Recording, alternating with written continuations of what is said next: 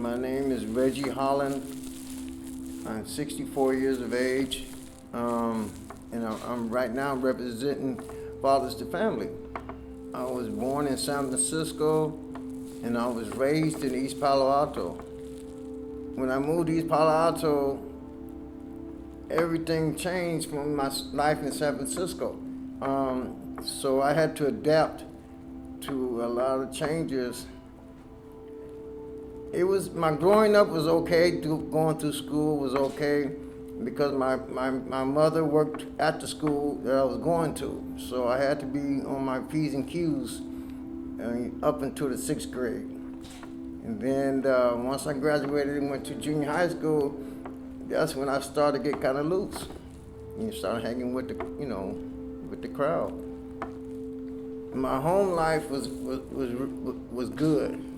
No problems. Everything was okay at home. No problem. No issues whatsoever at home. And I just wanted to fit in with the guys that had all the girls.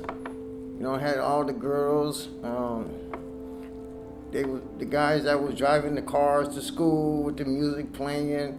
I just wanted to hang out in the parking lot with everybody else. Instead of going to class, they're hanging out in the parking lot. Cocaine was the big deal then. Like you said, crack and powder cocaine was my thing. Crack was out there. Heroin was out there. In the 80s, you had a lot of speed out there. But yes, I dealt with that. I got my hands dirty in the cocaine and the crack. We used to shake our own rocks.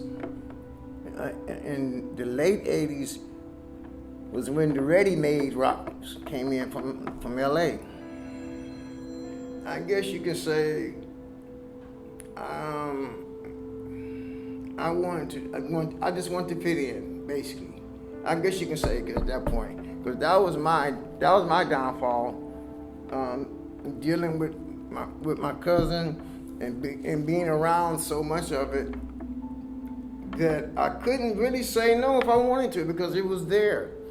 And I could try to fool myself and say, well, I'm not going to bother with it. But, that wasn't going to happen. I was going to use. So I mostly used on my own. I got hooked on the heroin. I couldn't just stop using the heroin because it's a physical thing. I went to programs, and the programs didn't work for me because I didn't want to go through what they wanted me to go through to get off the heroin. I wanted to be me, do what I wanted to do, how I wanted to do it. So that's why it took so long to get off the heroin, because I was just fighting the program that I was going to. So that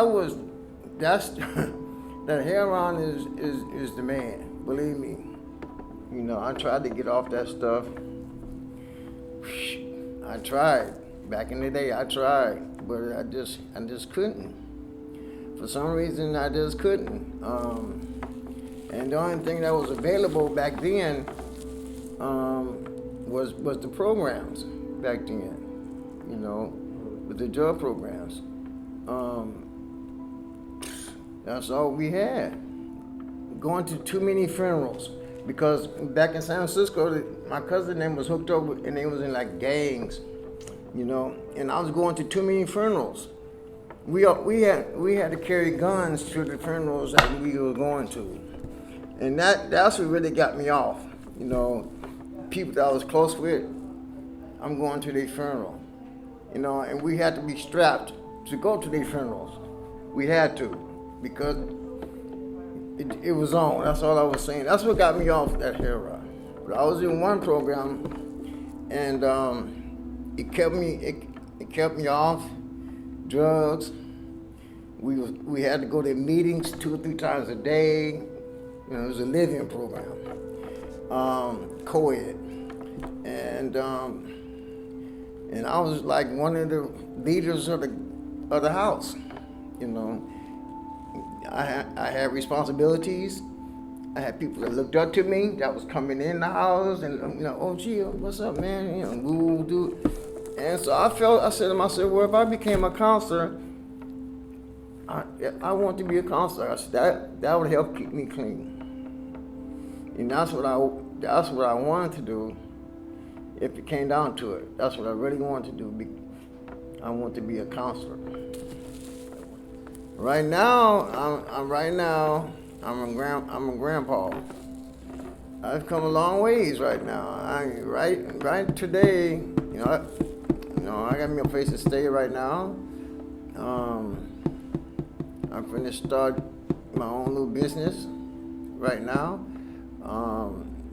I'm healthy right now. I'm in a good place right now. I'm finna start church pretty soon. Once we come off this lockdown, whatever, I'm gonna start going to church with my grandkids, of course. So that's a stepping stone for me right there. Well, first of all, I wanna get some insurance. I wanna get ready for when it's time. I'm 64 years old. Maybe I got 10 years left, maybe. I hope maybe more. I hope. So I want to get my will written out. I want to get things like that done right now. That's where I'm at right now. In order to stay focused on, first of all, you got to have a game plan. You got to have a plan, first of all. If you don't have a plan, you don't have a destination. Where you going? So what, you clean? Now what? So I would tell them, I said, well, you got to have a plan. You got to have a dream. You got to have a destination. Where you going to go, man? That's what I got, Everybody got different plans and different dreams. I would say just stay focused. In order to stay focused, stay clean. Stay away from people that's using. Stay away from your triggers, all your triggers. And just stay focused on what you're going to do. And do it. And if you feel yourself falling off, give yourself a support.